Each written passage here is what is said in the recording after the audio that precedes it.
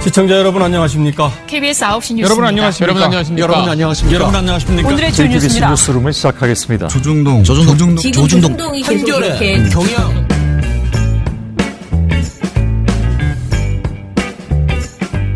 민원연의 미디어 탈곡기 503화를 시작하겠습니다. 예, 안녕하세요. 저는 민원연에서 사무처장을 맡고 있는 김원경입니다. 예, 김대욱입니다. 이정일입니다. 예, 뭐 또 하루가 이렇게 지났는데, 저는 오늘도 미디어 탈곡기 이야기를 하고 왔지요. 뉴스공장에서. 제가 오늘 밥값했습니다. 네, 최경영의 경제쇼예요? 예, 맞습니다. 예. 우리 것도 좀 얘기해 주세요. 뭔가요? 민원연의 미디어 탈곡기. 나도 다음 주에 뭐 하나 만들어야겠다. 뭘 만들어야 돼? 뉴스톱에는 무슨 팟캐스트 없어요? 빨리 만들어야 되겠어요. 네. 자, 다 사심에 가득한 이분들과 함께. 아유, 잘하셨습니다. 그러는 우리 이정희 PD 입이 찢어지고 있습니다. 아유, 좋네요. 네. 네, 아주 열심히 하고 있습니다, 진짜. 한 번 입이 터지니까 또 이제 부끄러운 줄도 모르고 막 시도 때도 없이 나오더라고요. 원래 한 번이 중요합니다. 네. 그 다음부터는 술술. 네. 자, 그래서 사실 좋은 일은 하나도 없는데, 좋을 일은 없는데 그렇다고 또 뭐 울고 있을 수는 없으니까요. 네, 그러니까 여기저기 돌아다니면서 우리 그 국민청원에 대해서도 제가 YTN 그 방송 또 녹음 시작했거든요. 네. 근데 거기에 가서도 국민청원 해달라라는 요청 드리고 그리고 왔습니다. 네. 김대영 CP, 그러니까 KBS 저널리즘 토크쇼 제2의 CP가 인터뷰를 했네요. 거기서 나오는 악덕 팀장이 네네. 그분인가요? 악덕 팀장이라고 말하죠. 좀 이제 약간 아니, 라이브에서 계속 악덕 팀장이라고 해가지고. 맞아요. 그래 보여요. 그렇게 보여요. 네. 근데 저도 처음에 김대영 CP를 봤을 때는 약간 이미지상 그런 느낌이 좀 들었습니다. 그런데 저는 이 사람이 만드는 방송이 너무 단단해서 사실은 굉장히 이미지가 좋아졌어요. 저에게는. 방송 정말 좋더라고요. 네. 좋거든요. 그러니까 뭐라 그러지? 돌직구야 진짜. 돌직구쇼야 이거야말로. 무직하게 그냥. 그래서 피하지 않아요. 어떤 주제를 얘기하면 불편해요 이런 거 없습니다. 그냥 정확하게 그거 해야죠 하고 그냥 이렇게 할 수 있는 그런 좀 아무튼 배짱 있는 사람이라는 생각이 들었어요. 그리고 네. 저는 또 이 사람의 편집 능력이 대단하다고 생각하는 게 우리가 방송을 할 때는 사실 여러분이 그 보시는 방송보다 훨씬 좀 거시기 합니다. 우리가 녹음할 때는 우리 그냥 막 떠들어 아무 막 이렇게 얘기해. 그러면 네. 그거를 적당히 이렇게 구성을 또 막 이렇게 앞뒤도 바꾸고요. 그리고 거기에 그 저널리즘 토크쇼 제이가 다른 토크쇼와 다른 거는 이 화면에서 자막이나 자료 화면이 너무 통통통통 예쁘게 잘 나오잖아요. 그렇죠. 네. 그게 딱 되니까 우리는 이렇게 조그매지고 우리 얼굴은 이렇게 구성이 조그매지고 우리가 한 말이 막 크게 이렇게 나오잖아요. 그런 게 하나하나가요. 되게 오래 걸리는 작업이에요. 그렇죠. 다 확인하시고 해야 되고 그래서 막 어떤 거는 제가 저번에 칭찬했던 건 뭐였냐면은 그 양승태 대법관 관련된 내용이라든가 뭐 이런 것들을 인트로 하면은 너무 잘하는 거예요. 근데 사실은 제가 늘 방송에서 그런 게 제대로 안 돼 있으면 우리가 토론을 해도 쟤네들이 지금 무슨 주제를 토론하는 거야라고 사람들이 잘 이렇게 모르거든요. 근데 그걸 너무 3분짜리, 5분짜리 이런 걸 잘 만들어서 넣어서 제가 그거를 너무너무 그게 마음에 든다라고 했어요. 그랬더니 그거 만드는데 뭐 이틀 걸렸다. 이런 식인 거예요. 그러니까 정말 공을 많이 들여서 이게 하고 있어. 그러니까 남을 악덕 CP? 근데 사실은 본인이 제일 고생해. 그것도 사실이에요. 그렇죠. 예. 책임도 자기가 다 지는 그렇죠. 거니까. 그런데 이 김대영 CP가 굉장히 힘들었나 봅니다. 지금 이 인터뷰 굉장히 구구절절 길어요. 미디어오늘과 인터뷰. 네, 미디어오늘에 김도영 기자하고 인터뷰를 했는데요. 아무튼 본인이 굉장히 힘들었대요. KBS 기자인 이분이 이제 CP여서 사람들이 다 PD로 알고 저도 처음에 PD인 줄 알았거든요. 근데 KBS 보도본부 디지털 뉴스 전략유통팀 데스크로 활동했던 기자입니다. 기자. 지난해 4월 김 팀장이 KBS TV 프로덕션 2 시사 제작 팀장을 맡으면서 디지털 뉴스팀에서 함께했던 디자이너들을 다시 데리고 와서 지금 일종 김대영 사단이라는 것이 만들어졌다라고 합니다. 제2에는 디자이너만 4명이 있다고 합니다. 이들은 인턴에서 프리랜서 또는 개인 사업자로 성장했고 앞서 이렇게 여러 사람들이 아무튼 같이 일을 하고 있다고 하고요. 정규 제작 인력이 배치된 것은 4회 때부터였다고 해요. 그러니까 제가 막 뭐 개문발차 어쩌고 이러면서 막 이렇게 잔소리했던 그게 1화를 보고 한 얘기였거든요. 처음에. 그때 저한테 한 말이 사실은 굉장히 서운하지만 또 한편으로는 제 밖에서 저렇게 얘기해야지 이 안에서 인력을 배치해 주지라는 생각도 사실 든다라고 하셨었거든요. 늘 좀 우리 방송 잘 만들 테니까 좀 지원 좀 늘려라. 여기 인력 배치 좀 더 해라라는 얘기를 좀 많이 해야 된다라는 그런 시청자 목소리가 있어야 된다. 이런 말들을 해줬었어요. 근데 아무튼 김 팀장이 지금 굉장히 힘들다라는 얘기를 했고요. 최근에 KBS 인사 개편으로 제2기자들이 대거 교체됐어요. 실제로 정현우 기자도 지금 다른 데로 가가지고 갔다고 그렇게 문자를 했더라고요. 근데 새로 합류한 기자 가운데 제2를 지망한 기자들은 없었다고 합니다. 이거 그러니까, 라이브에 기자분들이 나오셨는데 네. 그게 약간 문제가 됐습니다. 그랬다면서요. 댓글들이 되게 안 좋았고. 네. 여기에서도 그 말을 하는데요. KBS 보도본부 내에서 제2를 기피하고 있고 최근 합류한 기자들이 유튜브 제2 라이브에서 제2 발령에 싫은 티를 내서 유튜브 유저들의 비난을 받은 적이 있다라고 합니다. 김 팀장은 여기서 다른 언론을 세게 비판하면 기자 사회 관계가 틀어질 수 있지 않겠느냐. 제2에서 1년 있다가 다시 다른 곳으로 발령받고 나가야 하는데 당연히 부담스러울 수 있다. 방송에서 KBS를 비판하면 사내에서도 말이 나오는데 오죽하겠느냐라고 이렇게 이야기를 했다고 합니다. 사실 제가 그때 출연했던 그 JTBC는 어떻게 시청률 1위가 되었나? 뭐 그 방송이 애초에 의도한 것은 그렇게까지 KBS를 많이 비판하려고 했던 것은 아니었는데 제가 얘기를 하다 보니까 제가 또 KBS에 맺힌 게 많아가지고 방송을 이렇게 하다 보니까 원고에 전혀 없는데 울컥하셨어. 제가 계속 KBS JTBC 이렇게 할 때 KBS 어떻게 했는지 알아요? 이런 식으로 자꾸 얘기를 한 거예요. 근데 그거를 이분이 살려가지고 방송에서 그냥 썼잖아요. 그래서 여러 가지가 나갔어요. 거목한 그랬는데 시절 KBS. 네, 그런데 KBS 내부에서는 아무리 전 사장 있을 때 있었던 일이라 하더라도 자신들을 비판하는 거다 보니까 부담이 되었었나 봅니다. 그래서 내부에서 좀 불만이 있었다는 얘기를 저도 들었어요. 다른 사람들에게. 그러다 보니까 이 같은 내부 사람들이 도와주지 않는 방송을 만드는 그 외로움, 뭐 섬 같은 느낌 이런 게 계속 있나 봅니다. 그래서 이렇게 고충을 토로했네요. 제2가 KBS라는 토양에 뿌리를 단단히 내릴 수 있느냐라고 물었을 때는 회의적이다. 여전히 제2 지원자는 없다. KBS는 뉴스9 방송 뉴스 중심이다. 지금 제2가 좋은 평가를 받고 성과를 내기 때문이지 존재감이 없었다면 더욱 고립된 섬과 같았을 것이다. 라고 이렇게 얘기를 하네요. 그래서 좀 결론은 뭐냐. 사람 늘려줘. 그리고 보상 좀 더 해줘. 뭐 이런 여러 가지 이야기들이 있습니다. 근데 매체 비평 프로그램에 오면 다 이런 예전에도 이랬었어요. 예전에 미디어 포커스 할 때도 그렇고요. 그런데 이제 이거는 김용진 그 기자가 어찌됐든 대표가 그 미디어 포커스에서 자기 사단을 이렇게 구성해서 뭐 지금 최경영 기자나 김경래 기자인가요? 다 그 이제 미디어 포커스 같이 했던 사람들이잖아요. 그 사람들 물론 그 사람도 그 고생했죠. 정권 바뀌고 나서.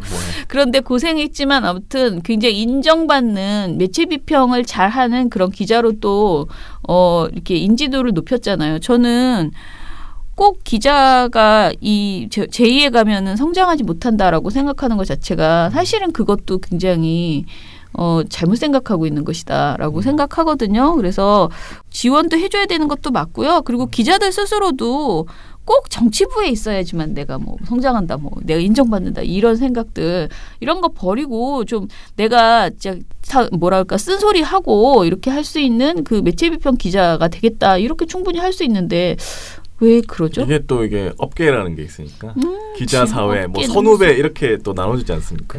그리고 무슨 어디 가면 또 출입처, 뭐 기자단 이렇게 있으니까 이게 다 연결돼 있으니까 이게 문제인 것 같아요. 사실 그거는 전 별건 아닌 문제라고 정말 생각을 하는 게 있다 보면 이제 미디어지 기자들하고 얘기를 하다 보면은 실제로 막 뭔가 좀 비판적인 그 매체가 뭔가 보도한 거라든지 어떤 문제들이 있는 거에 대해서 비판을 할 경우 막 정말 그 선배급의 다른 회사에 이제 그 비판을 한 그 대매체 선배가 와갖고 선배 기자가 와서 막 뭐 너 이러면 되냐부터 시작해서 막 진짜 뭐라고 하는 현장을 목격한 적도 있고 정말로. 그래요? 네, 저는 본 적도 대놓고 있고. 그렇게 해요?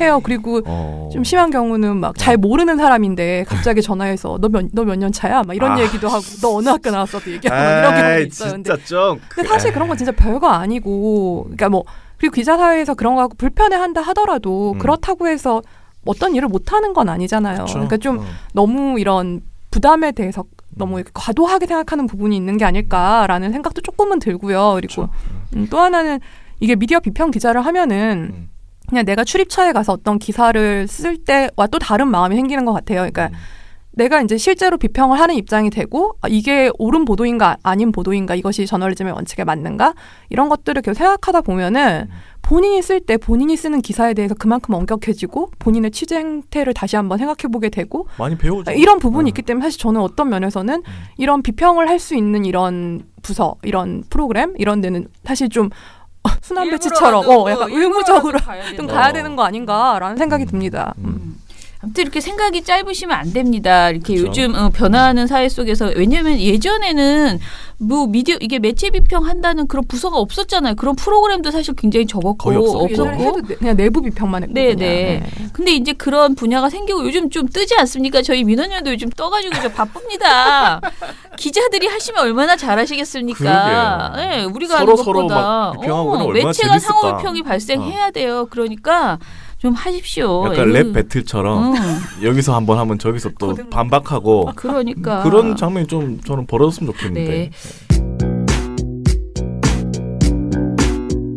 지금까지의 삼수산년은 준비였을 뿐 33년의 퀄리티로 민원연답게 다시 민주언론 시민연.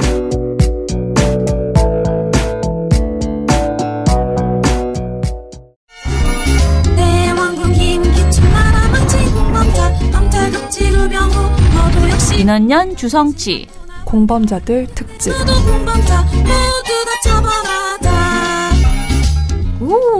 공범자들. 저는 이제 이 사람들은 공범이 아니고 거의 주범이라고 생각하는데 이쯤 되면은 진짜 제가 오늘 보고서 쓰면서 아까 막 진짜 타타타타 하면서 이거는 그냥 2차 가해가 아니고 그냥 범죄자다. 가해, 또 다른 형태의 범죄. 또 다른 범죄다라는 생각이 들었습니다. 언론입니다. 네. 자, 구체적으로 무슨 내용이 있었는지 일단 얘기해 주시죠. 어제 저녁에 채널 A에서 이제 저녁 메인 뉴스가 있잖아요. 네. 뉴스 A라고 여기서 이제 보도를 하나 했습니다. 되게 막 헤드라인으로 막 보도를 한 거예요. 네. 단독 이렇게 달아서. 단독. 여러분 안녕하십니까? 가수 정준영 씨가 자신의 성관계를 동영상으로 촬영하고 단체 대화방에 유포한 혐의로 입건됐습니다. 상대방의 동의 없는 촬영도 불법이지만 공유한 것도 불법입니다. 대화방에 올린 여성이 7, 8명에 이르고 피해 여성 가운데는 걸그룹 출신 가수도 포함된 사실이 확인됐습니다. 경찰은 정 씨의 불법 영상물에 등장하는 걸그룹 출신 연예인 등 피해 여성들을 조만간 불러 조사할 방침입니다. 동영상 촬영 경위와 피해 사실을 확인해 정 씨의 범죄 혐의를 특정할 계획입니다. 채널A 뉴스 박건영입니다. 그래서 이제 당신이 이제 톱보도로 그걸 하면서 이제 이 보도 내용에서 제목도 마찬가지고 보도 안에서도 어떤 피해자의 직업을 굉장히 구체적으로 언급을 했습니다. 이게 막 당연히 사람들 인식 수준 점점 높아져 가고 있잖아요, 지금. 그렇죠. 방송 직후에 이 보도가 이제 인터넷에 또 게재를 하잖아요. 네. 이걸 게재한 거 사람들이 보고 아니 이건 왜 너희가 가해자의 초점을 맞추지 않고 피해자의 초점을 맞추면서 마치 한 건 한 양 아싸 우리가 해냈어 막 이런 식으로 하면서 왜 이런 보도를 하냐 하면서 굉장히 항의를 많이 했어요. SNS나 이런 데서도 굉장히 많은 항의가 있었고 채널 A가 그래서 제목을 수정을 하긴 합니다. 수정을 하는데 네. 문제는 이제 원래 보도와 제목에서는 피해자가 뭐다라고 정확하게 이렇게 피해자 중에 한 명이 어떤 일을 하고 있다라는 거 굉장히 이제 구체적으로 좀 언급을 했다면은 여기선 적당하게 직업군으로 그냥 이렇게 약간 포장을 해서 다시 수정을 해서 한 거예요. 근데 그게 별 의미가 없어요. 그거는 뭐 똑같은 거지. 의미가 하나도 없어요. 네. 어차피 실명도 안 박혔을 왜 거고. 바꿨는지 모르겠어. 이렇게 나는 바뀌면 한참 고민했어. 그러니까 뭐가 문제였는지 말인데. 모르는 게 아닐까 정말로. 맞아. 아니면은 똑같은 말인데. 알면서도 이거는 포기 못하는 거야 죽어도. 그렇지. 정말 클릭수를 위해서라면. 이거는 뭐 이렇게까지만 안 밝히면 되는 건가 막 이런 식으로 그렇게 한 것 같아요. 근데 이게 또 더 웃긴 거는 이런 보도가 나오고 났는데 이제 또 동아일보가 있잖아요. 네. 동아일보 인터넷판 이렇게 또 게재를 하잖아요. 똑같은 보도를 합니다. 아 그래요? 네, 그래서 제목도 또 단독 달아. 아, 그래갖고 이 피해자의 직업군이나 제목을 보도 안에 그대로 담아냈습니다. 이 기사가 이제 새벽 3시에 처음 게재가 됐대요. 확인을 해보니까. 네. 그리고 이제 오전 9시에 수정을 했는데 마찬가지로 제목은 여전히 여긴 뭘 수정했는지도 모르겠는 게 제목이 네. 첫 번째 제목 그대로예요. 그러니까 또 채널 똑같이. A는 한 번 바꿨잖아. 근데 인터넷에서 제목이 똑같고 아주 심각해요. 또 그 심각한 제목, 애초에 채널 A 제목 있잖아. 그 제목을 그대로 달고 있어요. 여전히 이 제목은 심각한 상태 그대로 되어 있고 이러니까 근데 또 이게 웃긴 게 이렇게 보도가 나오고 막 이게 어쨌거나 욕을 먹든 뭘 하든 핫해지면은 또 다른 매체들이 막 받아쓰기를 하잖아요. 그렇죠. 그러니까 이런 보도들이 또 쭉 나오는 거야. 받아쓰기 저는 한 받아쓴 거를. 기사를 본 것 같아요. 네. 다른 데서 받아쓴. 그리고 여러분들이 또 하나를 알고 계시겠지만 제가 이른바 찌라시 정보지에서 네네. 또 그런 보도들과 함께 그러면은 그 피해자가 누군지 막 특정해. 근거는 없지만 특정해. 그러니까 실명이 나오더라고요. 네, 그렇게 해서 그게 또 막 또 소셜미디어랑 인터넷에 또 게재가 되면서 막 돌기 시작하는 거예요. 그러니까 이게 합쳐지니까 시너지가 나는 거예요. 언론사에서 일단 이렇게 보도를 했고 근데 정보지에서는 또 막 이런 식의 근거는 없지만 뭔가 막 특정해서 막 써놓고 그러니까 이게 막 시너지가 나면서 피해자들이 계속 거론이 되는 상황이 되잖아요. 그러니까 실검에 막 누군가의 이름이 계속 등장하고 막 이런 식으로 되면서 그러니까는 피해자들이 계속 이게 근거도 없고 굉장히 내가 당사자 그냥 카더라. 이게 당사자든 아니든 굉장히 피해를 받을 수밖에 없는 상황인데 그렇죠. 이런 상황들이 지금 계속 만들어지고 있고 현재도 지금 계속 이어지고 있는 상황입니다. 근데 이제 중요한 건 뭐냐. 이런 보도를 하면 어떻게 될지 이 사람들이 모르는 사람은 아니잖아요. 절대 아니죠. 알죠. 너무 잘 알죠. 알고 그때마다 자기네 보도가 언급될 거 우리 신화가 될 것이야. 지금 거의 이런 생각을 가지고 낸 것 아닌가. 내 이 보도가 일파만파 세상을 바꿀 것이야. 이런 햇소리 이런 망상에 빠져서 내지 않고서는 내가 이렇게 하는 게 이렇게 될 줄은 몰랐어요라고 말하지는 않을 거라는 거지. 아니 다른 언론사들이 이걸 몰라서 이렇게 안 씁니까? 그러니까요. 이게 그래서 딱 비교되는 방송사가 바로 또 어제 네. 거의 비슷한 시간에 방송을 하는 SBS 저녁 뉴스 이제 SBS 8시 뉴스 있잖아요. 네. 풀뉴스. 네, 거기서 보면은 이게 이제 처음에 이게 승리 버닝썬 그거 관련해 이제 그게 보도가 나온 다음에 승리의 카톡 이른바 그 문제가 되는 성매매 알선 막 이런 내용들이 섞여 있고 했던 성범죄들이 혐의가 들어 있는 그 카톡을 처음 공개했던 그 강경윤 기자 SBS 번이 그 연예매체 그쪽 연예 쪽에 있는 그 기자에 이어서 지금 SBS 끝까지 판다 팀에서 이걸 같이 받아서 이 보도를 지금 이어가고 있잖아요. 그럼 정준영 씨 건도 이제 보도를 했고 이런데 그렇죠.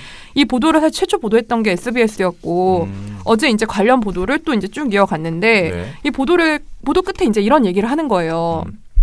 이게 확인되지 않고 근거 없는 내용을 올리고 퍼뜨리는 거는 또 다른 피해자를 만드는 분명한 범죄다.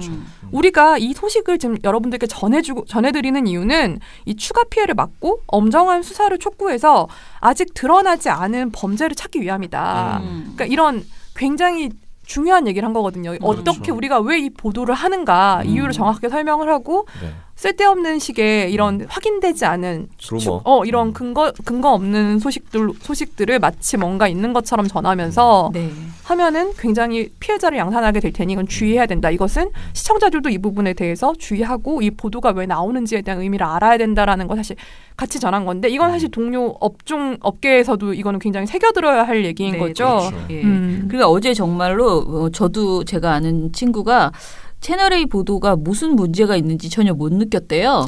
그런데 SBS 보도를 보고 정말 이렇게 약간 깨달음을 얻어. 그래서 이번 논평은요, 꼭 기자들한테만 하는 말이 아니고 우리들 있잖아요. 언론 소비자, 언론을 이렇게 이용하는 우리들의 어떤 마인드도 되게 많이 바뀌어야 된다라는 이야기를 꼭 같이 해야 되겠다 이런 생각이 들었습니다. 그래서 오늘 이제 미디어 탈곡기에서도 뭐 기자들 채널A 기자만 꾸짖는 게 아니고 이것을 어뷰징하는 수많은 기자들 그리고 우리가 이거를 맨날 콕콕 눌러가지고 보고 거기 댓글을 막 찾아서 읽으면서 이게 누굴까 그 작업을 하지 말자. 찾는 거. 네네. 그걸 하지 말자라는 말을 꼭 드리고 싶어요. 그런데 왜 이것이 정말 범죄에 가까운 일인지 요거를 좀 설명을 해보죠. 사실 이번 사건이 어떤 의미인가라고 사실 많이 짚고 있어요. 지금 보면은 이제 행위의 정도의 차이가 조금씩 있을 뿐이지 뭐 여태까지 굉장히 많이 보도가 됐듯이 뭐 같은 뭐 같은 학부 친구들, 대학의 학부 친구들 네네. 카톡방에서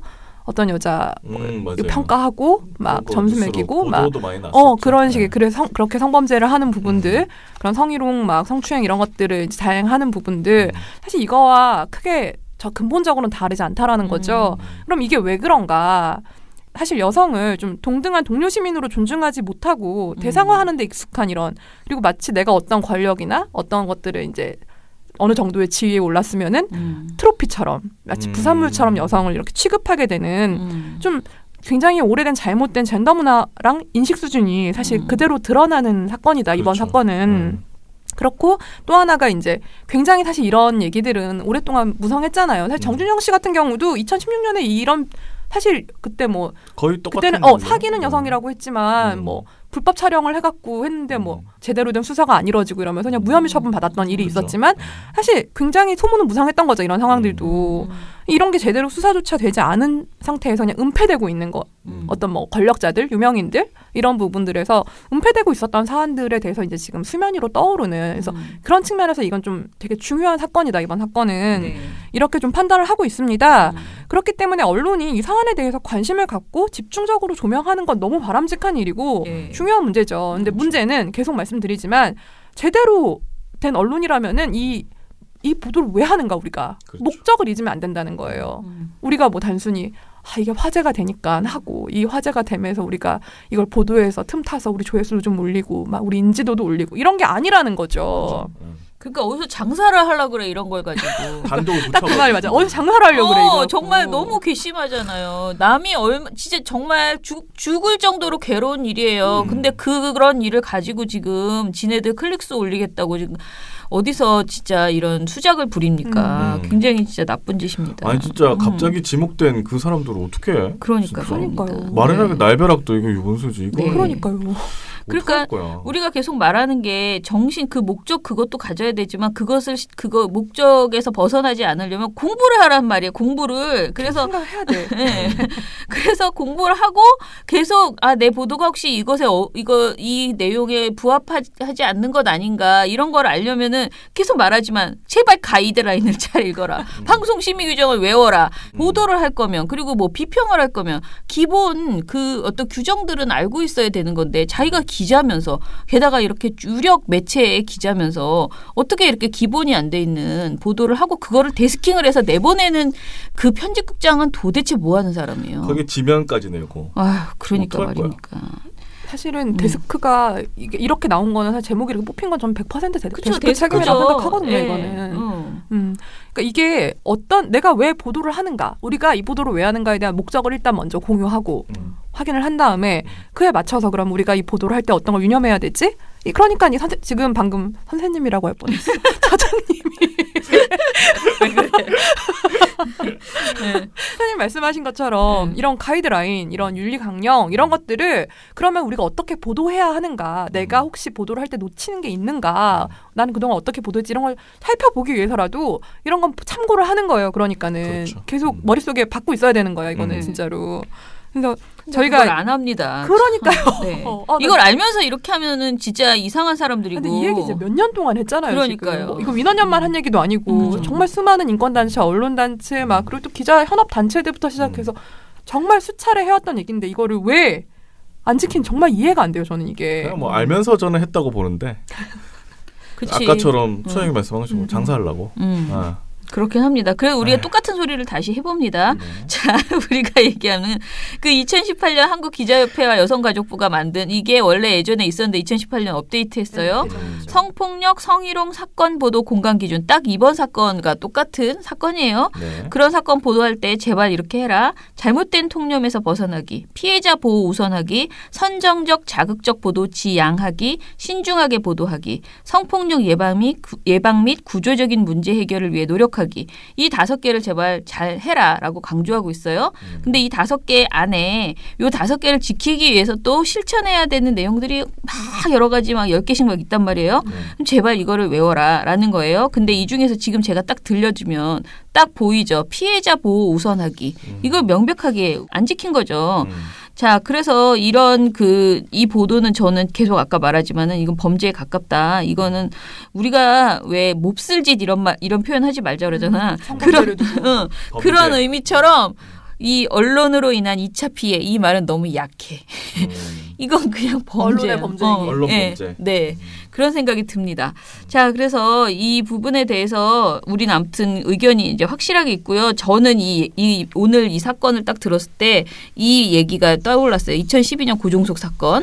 이 사건 당시에 우리 언론들이 너무 흥분을 한 거예요. 특히 진보 언론조차도 모두 다 앞뒤 안 가리고 그 사안에 대해서 집중했어요. 그 고종석 사건이라는 게 어린이를 성폭행했는데 이제 뭐 집에 들어가서 엄마가 PC방에 가 있을 땐가 그때 뭐 집에 들어가서 아이를 이렇게 자고 있는 아이를 뭐 이렇게 데리고 나왔다 뭐 이런 내용이었어요. 근데 이게 너무 말도 안 되는 내용이다 보니까 사람들이 그 엄마는 왜 PC방에 있었냐 그런 댓글들이 막 달리고요. 또 실제로 그런 보도들이 막 이어지고 우리 언론과 우리 국민 전체가 공분해서 그러니까 이 사건이 너무나 충격적이고 황당한 사건이다 보니까 고종석을 가만두면 안 돼 이렇게 얘기를 하는 것은 물론이고 어린이를 왜 이렇게 방치했느냐, 뭐 어떻게 된 거냐, 막 이러면서 막 말도 안 되는 그런 이제 집중 과열된 보도를 했어요. 그러면서 피해자와 피해자 가족에 대한 2차 가해가 정말 다양한 형식, 그러니까 방식으로 이루어졌거든요.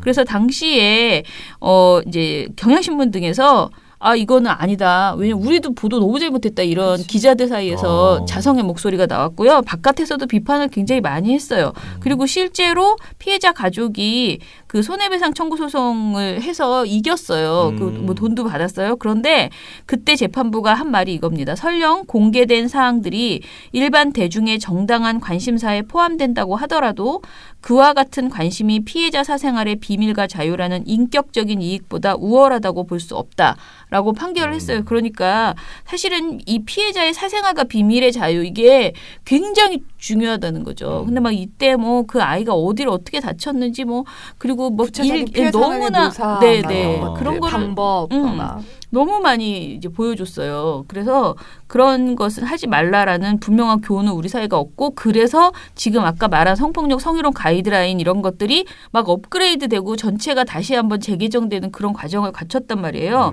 그런데 왜 또 이러냐고. 한 번 이렇게 당했으면 한 번 그렇게 그 약간 혼이 나갔었으면 정신을 차려야 될 거 아니에요. 똑같은 일이 발생했을 때 절대 이런 일이 재발되지 말아야 되는데 지금 상황이 또 비슷한 상황으로 갈 수도 있는 지금 시작이라는 생각이 되게 두려운 생각이 들어요. 그렇죠. 이게 뭐 하나가 터지면서 막 누구 막 이러면서 막 정말 더 나쁜 일이 벌어질 수도 있다는 거죠. 그래서 저희가 원래 이거를 보고서로 그냥 천천히 내도 돼요. 그런데 저희가 이걸 논평으로 이렇게 하고 강조하고 싶은 것은 제발 우리 모두 멈추자. 여기서 멈추자. 그리고 이런 보도를 용서하지 말자라는 얘기를 하고 싶습니다. 그래서 우리 결론을 좀 얘기해보죠. 그러니까 채널 A만 잘못한 건 아니지만 어쨌거나 채널 A가 잘못한 건 사실이기 때문에 이 부분에 책임을 물을 필요는 있다. 최초 단독 잘못이니까. 최초 단독. 그래서 피해자 보호나 이런 보호 원칙이나 뭐 선정적이고 자극적인 보도를 지향해라 이런 식의 원칙들을 다 내던지고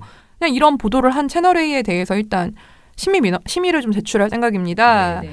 이게 방통심의가 좀 이번 사안에 대해서 좀 신속하고 좀 엄중하게 심의를 좀 진행해 주길 이렇게 요청드립니다.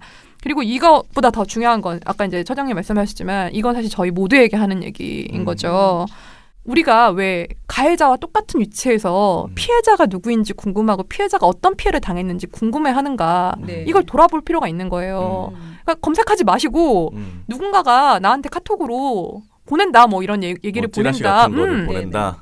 나는 피해자에 대해서 하나도 궁금하지 않다. 나는 가해자가 처벌되길 원할 뿐 이런 건 이런 거는 공유받고 싶지도 않고 이런 건 잘못된 행위다. 이런 거를 명확하게 사실은 얘기해 줄 필요가 있는 거예요. 사실 누구 한 명이 스톱을 해줘야 되거든요. 그런 상황들이 벌어질 때는. 그러니까 그 역할을 꼭 지금 이 방송을 들으시는 분들이 꼭 해주시길 바란다라고 간곡하게 요청을 드립니다. 네, 맞습니다. 그게 근데 되게 민망하잖아요. 왜냐하면 막 단체 카톡방에서 내가 뭐 잘난 척하면서 뭐 나 이런 거 싫어 이렇게 말하면 애들이 좀 모나게 왜 그래 이렇게 말할 것 같아. 기분에 나같이 그럴 수 있을 솔직히 것 같아요. 나는 네. 굉장히 이렇게 뭐 입 바른 소리 많이 하고 다니는 사람이지만 그런 직업을 가지고 있는데도 친구들 모임이나 그런 데서 그런 거 하기 좀 싫거든요. 그러면은 대부분의 샤이하신 분들은 얼마나 그게 하기 싫겠어. 근데 해야 된다는 거죠. 누군가 한 명만 정색하면 돼요. 내가 계속 가만히 있으면 계속 그런 말들이 계속 돈다는 거죠. 그러니까 자꾸 그렇게 누군가 멈춰 해주면은 저는 이게 뭐 말해서 본 적도 못 보는데 이걸 내가 왜 공유해 이렇게 될 거라고 생각하거든요. 그리고 그 안에서 그냥 말을 안 하고 있어도 불편한 사람은 또 있어요, 당연히. 그렇죠. 예. 네. 그 사람들을 위해서 내가 대신 말한다는 마음으로라도 네. 꼭 스톱을 외쳐주시길 바랍니다. 네. 그래도 우리 기자들이 안 찾아 읽을까봐 논평에 마지막에 제가 오죽하면. 넣어놨어요. 정말 오죽하면. 왜냐면 앞만 말해도 안 읽어. 그러니까 성폭력 성희롱 사건 보도 공감 기준 중에 피해자 보호 우선하기 부분 이걸 같이 읽어보자라고 했습니다. 그래서 요거를 좀 읽어주세요. 네. 언론은 경쟁적인 취재나 보도 과정에서 피해자나 가족에게 심각한 2차 피해를 줄 수 있다는 사실을 명심하여야 한다. 언론은 피해자의 권리 침해를 최소화하기 위해 피해자 보호에 적합한 보도 방식을 고민하여야 한다. 언론은 피해자의 신원이 노출될 수 있는 이름, 나이, 주소 등의 신상 정보를 공개하지 않아야 함은 물론 보도 내용 중 근무지, 경력, 가해자와의 관계, 주거지역 등 주변 정보들의 조합을 통해서도 피해자의 신원이 노출될 수 있다는 점에 주의하여 보도에 신중을 기하여야 한다. 언론은 피해자의 피해 상태를 구체적으로 자세하게 묘사함에 있어 피해자의 사생활이 침해되지 않도록 주의하여야 한다. 성폭력은 사회적, 경제적, 신체적으로 상대적으로 약한 지위에 있는 피해자를 대상으로 한 폭력임을 감안하여 피해자에 대한 지나친 사실 확인 등 형식적인 객관주의를 경계하고 피해자의 고통을 이해하고 공감하려는 태도로 보도하여야 한다. 이거 정말 밑줄 짝. 네네. 언론은 사회적으로 이슈가 된 사건이라고 해서 피해자나 가족의 사생활이 국민의 알 권리의 대상이 되는 것은 아니라는 점을 유념하여야 한다. 이거 별표. 네. 네, 정말 저 이제 오늘부터라도 지금부터 쓰는 기자들이 있을 거 아니에요. 이 내용을 자꾸 읽어보세요. 읽어보시고 가슴에 딱 새긴 다음에 보도를 해주시기 바랍니다. 아니 그 피해자로 불린 사람이 내 가족이나 자기 자신이나 그렇게 특정이 지어지면 어떡할 거예요? 그러니까요. 그래도 자기 이런 기사 쓸 거예요, 자기가? 아니 근데 저는 어. 이게 막 내 가족이라고 생각해봐. 내 가족이 없으면 괜찮잖아라고 생각할 수도 있잖아요. 그냥 이건 인간으로 안 되는 거예요. 아니 저희가. 그러니까 그걸로 이해를 못하는 사람들한테 이렇게라도 얘기해줘야 될 것 같아요. 그러니까 진짜. 너무 답답하다 진짜. 네, 지금 너무 있잖아. 황당합니다. 우리 종편팀에서 올라왔는데요. 보도본부 한라인에서 제목이 2차 가해로 이어질라 여자 연예인들 불쾌감이라고 했는데 피해자라고 루머가 도는 연예인 사진을 그대로 다 올렸어요. 화면에 여자 연예인들을 탁탁탁 이제 난리 이러면은 났네. 이거는 그러니까. 와 더 심하네. 그러니까요. 네. 아, 정말 세상에. 제정신이 아닌 것 같아요. 저는. 이어질라가 아니고 이어져라라고 지금 하고 있는 수준이야 지금. 그러면 우리 김세욱 팀장하고의 방송은 이것으로 마무리하고요. 오늘 사실은 저희 시방이 안건 상정하거든요. 그래서 그 안건 상정 내용 간단하게 조금 더 듣고 마무리하겠습니다. 김세욱 팀장님 수고하셨습니다. 네, 수고하셨습니다. 감사합니다. 부모가 되면 뒤를 보게 된다. 내 인생의 전부가 있으니까. 가족이 살아갈 사회가 언론으로 인해 더 편안하고 안전하게. 우리 가족 첫 번째 시민단체 민주언론시민연합.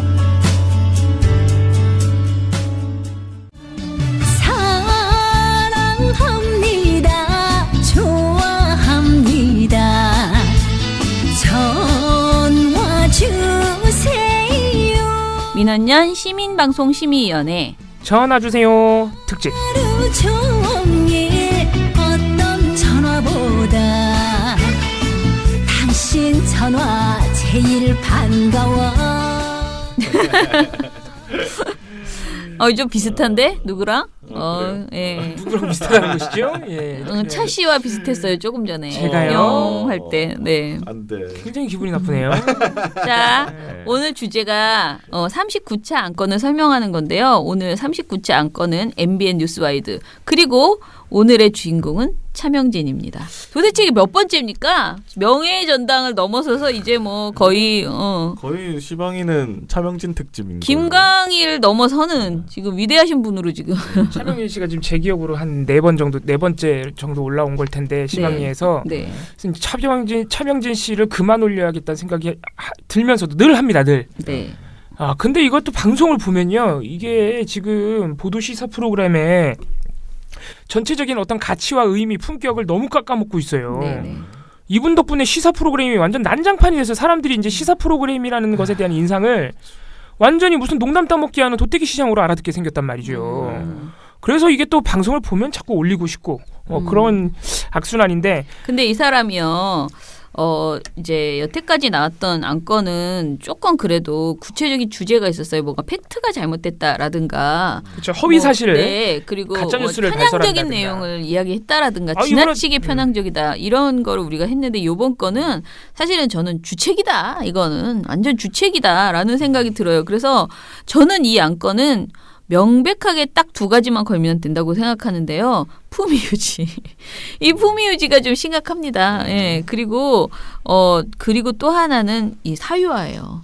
이 사람이 사유화. 진짜 나도 오늘 아침에 미디어 탈곡기 얘기해가지고 좀 사유화 얘기하기 좀 찜찜하지만 왜냐면은 우리는 정말 조금 그냥 살짝 얘기하잖아요. 그리고 그야말로 다 자세한 얘기를 듣고 싶으시면 여기로 오세요. 이런 정도의 이제 안내를 하는 건데 사실 지금 이제 차명진이 한 말은요. 아, 나 좀 불러줘. 나 전화해줘. 나한테 전화 좀 해줘. 왜? 나 자유한국당에서 중요한 거 좀 해보고 싶어. 이 소리를 방송을 통해서 열심히 한 거거든요. 그래서 청원 방송? 스카우팅 해줘. 이걸 아주 대놓고 한 거예요. 예, 그래서 이건 정말 공정성 조항 중에 조항입니다. 방송의 사유와 관련된 내용이 있어서 그거 적용하면 딱이라고 생각해서 올렸습니다. 자, 무슨 내용인지 좀 설명해 주시죠. 네, 차명진 씨가 3월 4일 MBN 뉴스와이드 방송에 나와가지고 본인이 자유한국당의 특수관계자임을 스스로 밝힘과 동시에 나를 빨리 자유한국당이 등용해야 한다. 나한테 전화해주지 않아서 참으로 안타깝다고 개인적인 서운함을 토로함과 동시에 자유한국당은 내 집안 얘기니까 마음대로 비판하지 말라고 엄포를 놓은 황당한 진짜 방송입니다. 방송을 할 수가 있지. 얼마나 웃기는지 몰라요. 예. 이게 이제 어쩌다 이런 얘기가 나왔냐면은 이날 3월 4일 방송에서 MBN이 황교안 자유한국당 신임 대표의 어떤 미래를 좀 전망하는 그런 방송을 했어요. 앞으로 잘해 나갈 것으로 보이냐. 왜냐면은 이날 황교안 대표 체제의 첫 인선이 발표되는데 전부 친박 인사인 거예요. 그래서 비판이 많았어요. 당 안팎에서. 도로 친박당 아니냐. 그래서 이제 다른 패널들도 다 대부분 이런 친박 인선과 5.18 망언 그 인사들에 대한 징계 여부를 놓고 대부분 이제 비판적으로 바라봤습니다. 황교안 대표 체제를. 그런 얘기를 하던 와중에 이제 차명진 씨가 자기 차례가 오니까 진짜 이거는 도대체 맥락도 없고 논리도 없고 상식도 없고 그냥 자기 생각하고 싶은 대로 자기 말하고 싶은 대로 막 얘기하는 거예요. 뭐라고 하냐면은 갑자기 이렇게 앵커가 어떻게 생각하세요 물어보니까 자, 차명진 의원께서 정리한 것부터 먼저 들어보겠습니다. 예, 제가 저는 거짓말을 안 하거든요. 예, 제가 솔직히 얘기하는데, 저는, 황 대표가 어떻게 될지, 어떻게 정말로 이 난국을 앞으로 3년 동안 이끌어갈지 좀 잘 모르겠어요. 이분, 요즘에 차세대 휴대폰의 어떤 시대를 열어갈 그런 재료로서 폴더블 폰 많이 하잖아요. 근데 일단 샤오미에서 나온 게 망했죠? 그게 구겨져가지고. 뭐야 이거 무슨 소리야? 도대체 무슨 소리인지 모르겠죠. 그런 깊은 생각하지 마십시오. 그냥 쭉 의식의 흐름대로 그냥 쭉 들으시면 됩니다. 그러면서 이제 자기가 이렇게 그린 그림으로는 폴더블 황이라 그래가지고 이렇게 폴더블 폰이 이렇게 꾸깃꾸깃 이렇게 구겨진 접혔다기보다는 구겨진. 그래서 황교안 대표를 이렇게 구겨진 폴더블 폰에 비유했어요. 이것도 사실 굉장히 황교안 대표 입장에서는 어느 정도는 좀 모욕감을 느낄 수 있는 그 정도인데 풍자로 봐줘야 이거예요. 이게 이런 이상한 얘기가 나오니까 백운기 앵커가 당황해가지고. 근데 이제 망한 거 아니래요. 예. 아니요, 별로 인기가 없대요. 근데 우리나라 이제 S 회사에서 나온 거는 어떤 기대를 모으긴 모으는데 과연 이게 이제 여러 가지 그 어떤 실용성이나 가성비나 이런 것들이 잘 될까 이런 걸 모르겠는데 예. 저는 뭐 솔직히 황 대표를 관상을 봐도 그렇고 이분의 경력을 봐도 그렇고 이분이 앞으로 어떻게 할 것인가 잘 모르겠어요. 그리고 이번에 이제 이런 결론에 도달합니다. 아니 이분은 관상도 보세요. 안 하는 게 소리를 뭐가 하지만 모르겠어요. 무슨 이게 뭐 짖는 소리도 아니고 이게 뭔지 모르겠는데. 그러면서 이제 여기부터가 중요한데. 인선한 걸 보면은 좀 주변에 사람이 좀 없긴 없구나. 그 사람 보는 눈이 좀 조금 좁다. 차명진을 못 보는 거 보면. 사람 보는 눈이 좁다. 아이 뭐야 이게. 이쯤 되면요 앵커가 그만하라 그래야 돼요. 이거 지금 주제와 관련 없는 얘기 하지 마시라. 황교안 대표의 최근 행보와 앞으로의 전망에 대해서 평가를 좀 해달라. 다시 주제로 돌려와야 돼요 앵커가. 그쵸. 이런 헛소리를 하면요. 근데 앵커가 여기다 대고 이걸 받아줘요 농담 따먹기를. 전화 못 받았어요? 라고 물어봅니다 앵커가. 전화 못 받았어요? 아니 전혀 못 받았어요. 지난번에 전당대회장에 가가지고 저 아시죠? 그랬더니 네네 그러면서 뭐 그러더라고. 그래서 정치들은 맨날 안다고 그러죠. 뭐. 예, 하여튼 뭐 그래서 보는 눈이 좀 좁으신 것 같다. 그래서 어떤 앞으로 어떻게 해야 될지는 잘 모르겠고. 이게 무슨 말이야 방구야. 그래서 어쨌든 결론은 모르겠다예요. 자기를 못 알아봐서 어떻게 될지 모르겠다는 거예요? 근데 아까 얘기했지만은 자기를 못 알아봐서 모르겠다는 거는 핑계고요. 결론은 뭐예요? 샤오미처럼 망할 거다라는 거죠. 결론은 자기를 불러달라는 거죠. 자기를 필요 없어. 안 불렀으니 망할 거다. 네, 그러니까 불러라. 뭐 이런 거예요. 이 다음 대목도 상당히 문제적입니다. 사실 차명지의 이번 발언이 전반적으로는 주책의 성향이 강하지만 객관성도 결여돼 있고, 그러니까 이런 주책 바가지는요 기본적으로 객관성도 없고 편파적인 거예요. 아니 이건 샤오미에서 걸어야겠네. 그럼요. 망한 거 아니니까. 이 다음엔 또 뭐라 그러냐면은.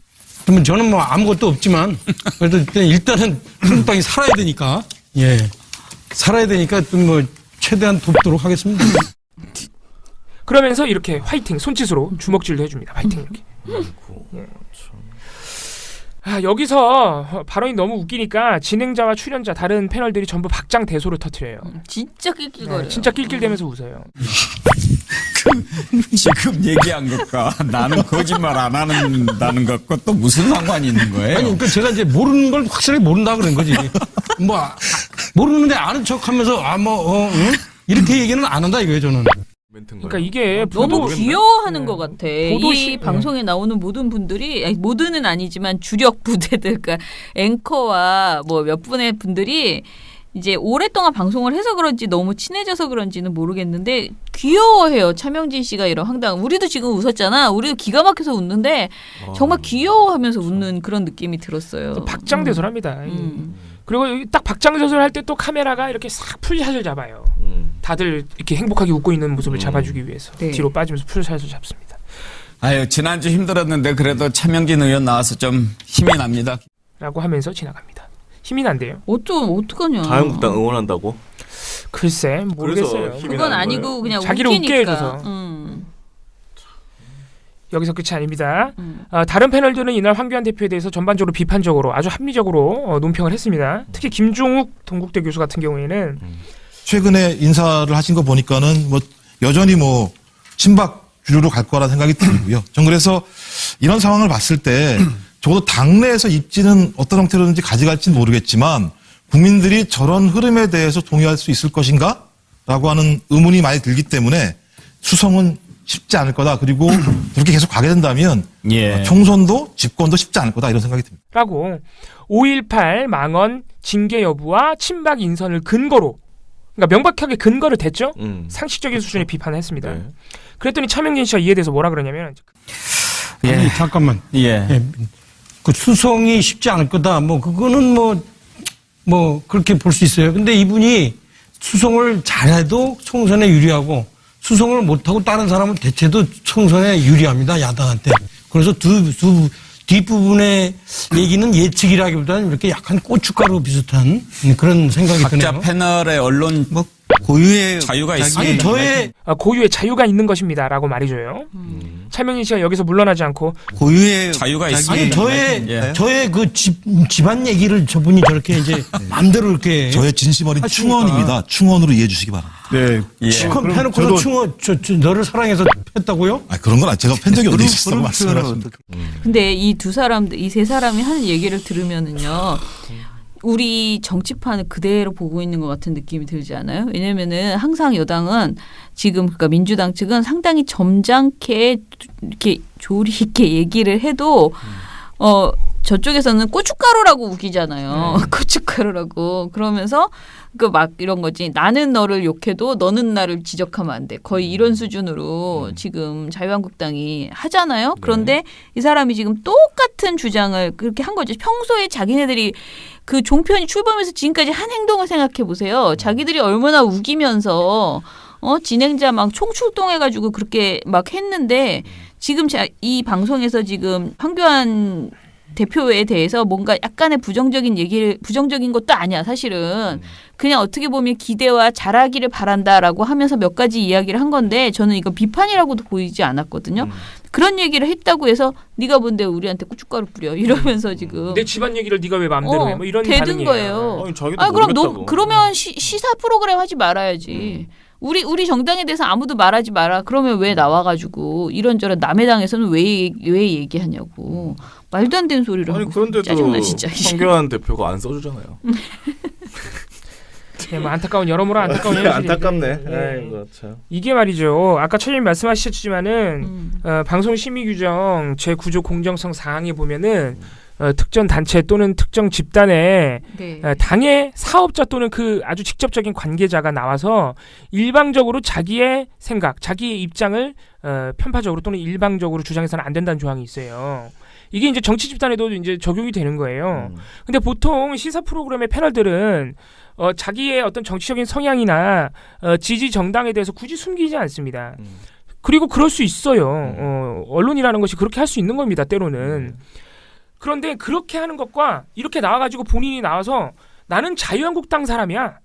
나는 자유한국당 사람이고 자유한국당은 내 집이야. 그러니까 건드리지 마. 이렇게 하는 것과는 완전히 다른 차원이 다른 얘기거든요. 그렇죠. 그러니까 이분은 차명진 씨가 지금 하고 있는 행태는 방송심의 규정에서 규정하고 있는 당의 사업자, 관계자가 나와서 그 집단의 편파적인 이익을 대변해서는 안 된다는 조항에 정확하게 어긋나죠. 이거는 자유로운 정치 비평이 아닌 거예요. 그러니까. 그 수준을 완전히 벗어난 거죠. 자유한국당이 어떻게 특정인의 개인 집안 얘기가 될 수 있겠습니까? 말도 안 되는 소리죠. 더 큰 문제는 MBN이 저희가 반복적으로 말씀드리지만은 이런 패널을 방치하고 있다는 겁니다. 5년이 넘었습니다. 5년이 MBN 뉴스와이드가. 아니 진짜 진행자랑 게스트 다 바뀌고 차명진만 살아남았어. 예. 아니 이런 방송이 어디 있어? 아무튼 이런 문제가 반복되고 있으면은 이거 MBN 스스로에게도 좋지 않습니다. MBN이 차명진 씨가 이렇게 재밌게 하니까 시청률이 좋겠죠? 뉴스와이드가 시청률이 제일 높다고들 합니다. MBN 그래요? 프로그램 중에서. 그래서 프로그램의 흥행을 위해서 어쩔 수 없다고 생각하는 모양인데 제 살 깎아먹기입니다. 이렇게 되면 MBN을 누가 믿겠어요? 앞으로 장기적으로. 이미 아무도 안 믿어요. 이미. 이건 농담 따먹기로도 안 봐요. MBN을. 농담 따먹기 하려면 다른 재미있는 방송 훨씬 많거든. 아니 여기서 그 김종욱 씨가 그 아까 이제 지적했다고 했던 황교안에 대해서 그거에 대해서 하도 고춧가루 막 이러면서 저의 집안 얘기를 저분이 저렇게 마음대로 막 하니까 막 이제 짜증을 내니까 차명진이 김종욱 씨가 저의 진심 어린 충언입니다. 충언으로 이해해 주시기 바랍니다. 말하거든요. 근데 차명진이 거기다 대고 실컷 패놓고서 너를 사랑해서 팼다고요? 이렇게 말하는 거야. 그러니까 그냥 막말이에요. 막말. 이건 품이고 뭐고 그냥 막말이야. 아니 그런 거 아니고요. 제가 팬 적은 없습니다. 이렇게 좋게 말할 일이 아니야. 이 사람도 답답해. 우리 쪽 사람들은 너무 점잖아가지고요. 김종욱 교수님이 원래 또 이 방송에서 굉장히 얌전한 분이에요. 말도 잘 안 해. 말도 잘 없어요. 그러니까 이런 상황에서 너무 더 안타까운 것은 다른 출연자가 전부 박장대소하고 계속 낄낄대고 웃어요. 계속. 재밌는 거예요. 자기들은. 이 김종욱 교수만 자기는 당사자고 자기한테 자꾸 뭐라 그러잖아요. 그러니까 자기만 약간 당혹스러워하는 표정을 숨기질 못하고 다른 패널들은 계속 웃는다고요. 그러니까 이런 상황이 악순환이 계속 반복이 되는 겁니다. 자, 이 방송 사실 아주 겁나 심각한 무슨 외국 편파 보도는 아니에요. 그런데 너무 수준 낮은 얘기여서 일단 올렸고요. 사실 여러분들이 자꾸만 이제 최근에 뉴스공장이 이제 중징계 받았다라는 거에 대해서 항의하는 그런 댓글 같은 게 이제 있더라고요. 근데 저는 제가 이제 약간 김어준 씨와 저야말로 특수관계에 있지 않습니까? 은인. 저는 민원연이 이렇게 잘 우리가 활동할 수 있게 해주는 데 있어서 분명히 김어준 씨가 이제 저에게 은인 역할을 해줬다는 건 맞아요. 그래서 제가 굉장히 그분한테 이제 뭐 여러 가지 고마움을 느끼고 있는데 그렇다 하더라도 뉴스공장이 뭘 잘못했다면 당연히 중징계를 받던 뭐 받아야 된다고 생각을 해요. 그런데 그거를 이제 뭘 받았는지 좀 갑자기 궁금해가지고 한번 휙 봤어요. 봤는데 정말로 이거는 그렇게 중징계할 만한 내용이 아니더라고요. 여러분 그 바른미래당 그 전당대회 대표에 누가 나왔느냐 안 나왔느냐 그 얘기하다가 유승민 전 대표가 안 한 것으로 그러니까 저 출마 신청을 안 한 것으로 보도를 했는데 실제로는 그 전날 이제 했었던 것이죠. 그러니까 그 전날 한 게 아니고요. 그 전날 했는지 안 했는지가 보도가 전혀 안 된 나왔어요. 상황에서 그러니까 그 아침 방송하는 그 시점에는 몰랐던 거죠. 아무것도 보도가 안 나왔기 때문에 아직 안 나왔군요. 이렇게 말을 했는데 그것을 가지고 이제 사실과 다른 이야기를 했다라고 해서 이제 징계를 받았는데 법정 제재 나왔어요. 법정 제재. 법정 제재가 나왔어요. 진짜 너무하다. 근데 저희가 그러니까 좋아요. 어쨌든 사실과 다르니까 다 좋다 이거예요. 근데 저희가 화가 나는 것은 이거 TV조선이 했으면은 아니, TV조선이 이렇게 했으면 이거 중징계 줬을까요? 완전 장난이지. 왜냐면 보도 이미 다 그렇게 보도가 다 그렇게 나갔다라고 얘기했을 것이며 말짱 그냥 이거는 그냥 우리가 낸 것들도 되게 다 기각됐잖아요. 다 이런 식의 핑계 충분히 될 수 있는 허위 정보 충분히 그동안 저희가 밀어넣습니다. 그러니까 저희가 이제는 방통심의에 믿음이 없는 거예요. 똑같은 짓을 TV조선이 했으면 방통심의가 같은 기준으로 법정 제재 줬을 것이냐? 저는 전혀 그렇게 생각하지 못해요. 저는 지금 생각하는 아직도 지금 충격적인 그 비행장 옆에 분명히 북한의 간첩이 있다. 분명히 고정 간첩이 있을 겁니다라고 말했는데 그게 단언한 게 아니래잖아. 그럼 뭐 어쩌라는 거야? 그게 단언이 아니면. 네. 그것도 기각됐는데. 네. 이거 웃긴 얘기죠. 그러니까 저희가 계속 강조를 해드리지만 진짜. 그동안 심의에서 그 똑같은 기준이 그 엄밀한 객관성의 기준이 왜 다른 종편에는 적용이 안 됐느냐 이 말이에요. 말도 안 되는. 앞으로도 안 될 것 같다는 말이에요. 그게 문제라는 겁니다. 기대할 수가 없습니다. 방심위는. 그 고민입니다. 여러 가지 측면에서 고민이 많습니다. 뭐 방통심의 얘기만 하도 빡이 쳐가지고 얘기하고 싶지도 않아요. 그러니까요.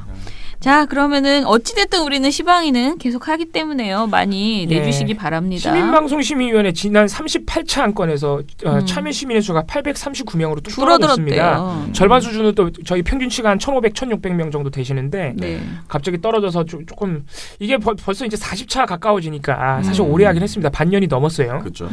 거의 1년 다 돼갑니다. 그래서 사실 관심이 좀 뜸해질 수도 있는데 다시 한번 우리 방통심의위를 정상화한다는 염원으로 많이 참여해 주시기 바랍니다. SSBLO님, 제가 토론 프로 잘 안 보는 이유가 양쪽 입장이 진영 논리에 갇혀서 상대방을 이기는 데에만 집중해서 설전을 주고받다가 진행자가 이 정도면 된 것 같습니다 하고 흐지부지 끝나는 경우가 많아서 너무 싫었어요. 제가 생각하는 이상적인 토론은 찬반 양측의 입장을 수집하고 좋은 점을 취하고 부족한 점을 보완하면서 더 좋은 결론을 도출하는 데 있다고 생각했는데 요즘 그런 토론 프로그램도 별로 없고 토론 대회도 다 비슷비슷하다고 생각합니다. 그래서 잘 안 봤는데 KBS에서 드디어 괜찮은 토론 프로그램을 내놓은 것 같아서 기분 좋습니다. 투쟁하던 모든 분들께 감사드립니다. 오늘 다시 보기로 봐야겠어요 하셨습니다. 네, 근데 이 방송이 자주 하네요. 그래서 세 달에 한 번 홈페이지 없음. 그래서 여러 문제가 있습니다. 아무튼 좋은 프로그램인 건 맞으니까요. 많이 평가해 주시기 바랍니다. 미령곰태님, 어제도 잘 들었습니다. 정말 방통심의위는 해체해야 마땅하네요. 무슨 범법자 천국인 줄 알았네요. 해임이나 파면에도 분노가 가라앉을 텐데 자진 사퇴 권고라니 정말 여러 가지 욕이 나온다고 합니다. 그나저나 북미 하면 역시 김미선의 발연기가 떠오르네요. 다 봐. 김미선은 앵커로도 자지럽고 기자로도 나쁜 짓만 하고 연기도 못하니 티조 나가면 연기제도 안 될 테고 우짜던지 뭐 이렇게 하셨습니다. 하나 더 읽어주세요. 레이니 칠세님 거. 레이니 칠세님, 참 방심이 대단합니다. 뭐든 아무리 자신들 몸에 썩어가는 상처가 있어도 쉬쉬하면서 조건반사처럼 어떻게든 덮으려고만 하네요. 조선일보와의 법정 다툼도 싫다. 뒤에 가서 말 생길 수 있으니 합의해서 무조건 중간 지점에서 심의하겠다. 이건 뭐 몸살이기도 아니고 뭡니까? 진짜 답답합니다. 지만원 그 인간의 상황을 보고 이상로 위원은 자신이 고소되길 바라고 있었을지 모른다는 생각도 들었습니다. 예. 아 그리고 김영애 최님 가죽 잠바 완전 멋있으시다고 MBC 보도로 보셨나요? 아무튼간에 저도 참 탐이 나는 가죽 잠바. 제가 한번 입어봤는데 또 저한테 딱 맞더라고요. 예. 아이고. 못 살겠다 진짜. 옥수수 요염차님 일주일 만에 귀국 드디어 돌아오셨군요. 몰아듣다가 깜짝 놀랐습니다. 처음으로 국민청원을 했습니다라고 하셨어요. 감사합니다. 네, 감사합니다. 뉴슈가님 이거 너무 재밌다. 뉴슈가 김장할 때 넣는 거 아니에요? 예.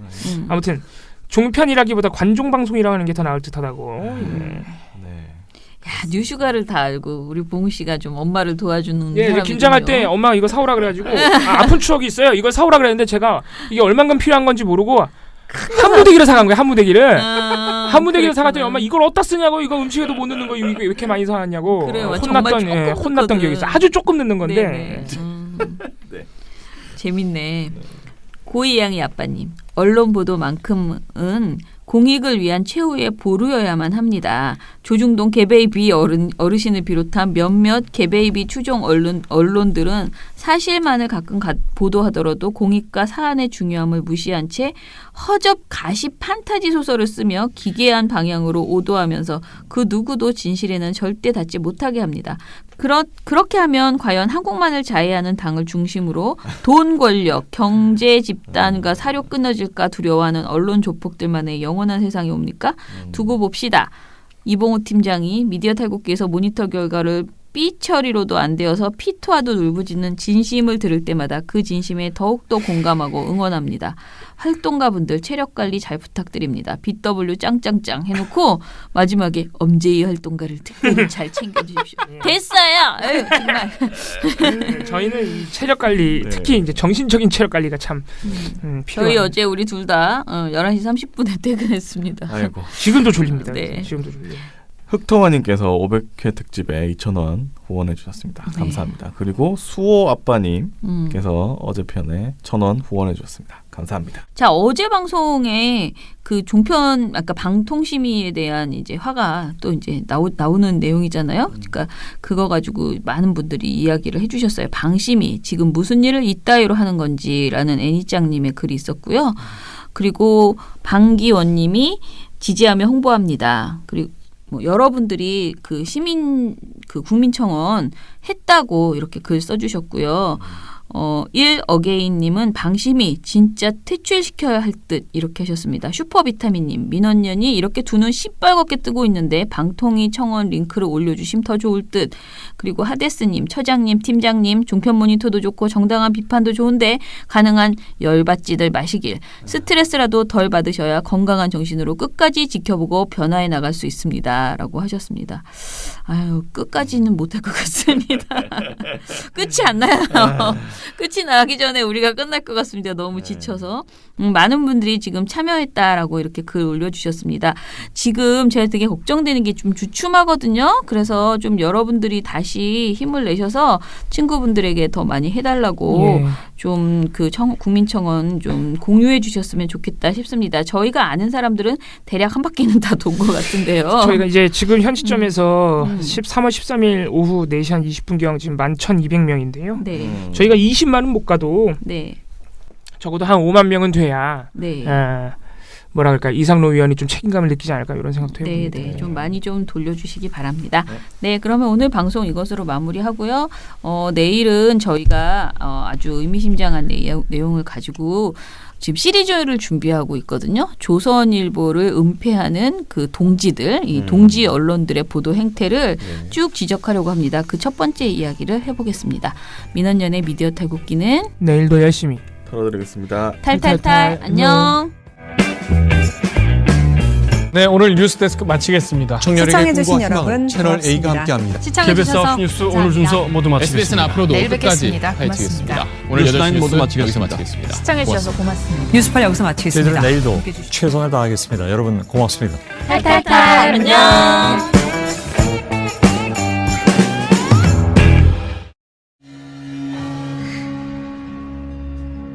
우리 언론은 지금 전쟁 중입니다. 매일 7천만 명을 죽음에 이르게 할 수도 있는 언론. 언론사 스스로를 죽이고 언론 소비자도 위험에 빠뜨릴 수 있습니다. 더 나은 언론을 위해 민주언론 시민연합.